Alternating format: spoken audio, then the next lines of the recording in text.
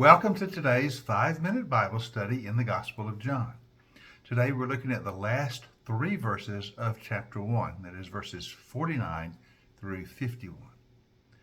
Now we saw in yesterday's session that Nathanael has become a disciple of Jesus. This was through the witness of Philip, his friend, who came to him and said, "Listen, we found him. We found the Messiah."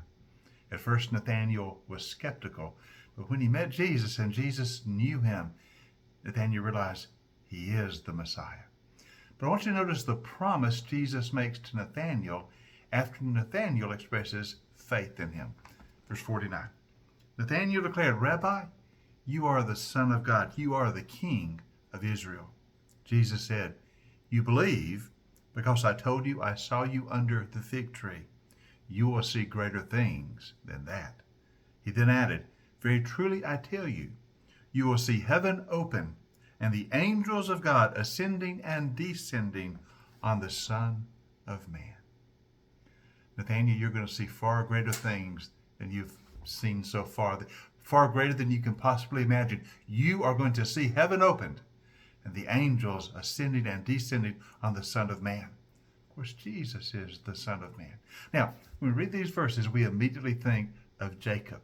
We think back to the book of Genesis, chapter 28, when Jacob had his famous vision of the ladder or the stairway reaching up to heaven. Let's read that really quickly. Genesis chapter 28, we're going to start reading at verse 12. This is when Jacob is fleeing from his home and going back to Mesopotamia. Jacob had a dream in which he saw a stairway resting on the earth. Its top was reaching to heaven. The angels of God were ascending and descending upon it. And there above it stood the Lord. And he said, "I am the Lord, the God of your father Abraham and the God of Isaac. I will give you and your descendants the land on which you are lying. Your descendants will be like the dust of the earth. You will spread out to the west and to the east, to the north and to the south. All peoples on earth will be blessed through you and your seed."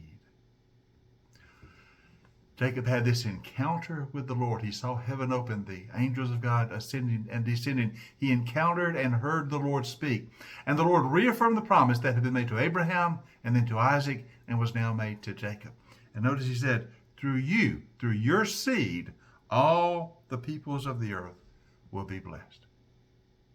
And now, the seed of Jacob stands before Nathanael because Jesus is the seed that was prophesied to come, that was promised to Abraham, to Isaac, and to Jacob. Jesus is the seed through whom all the earth will be blessed.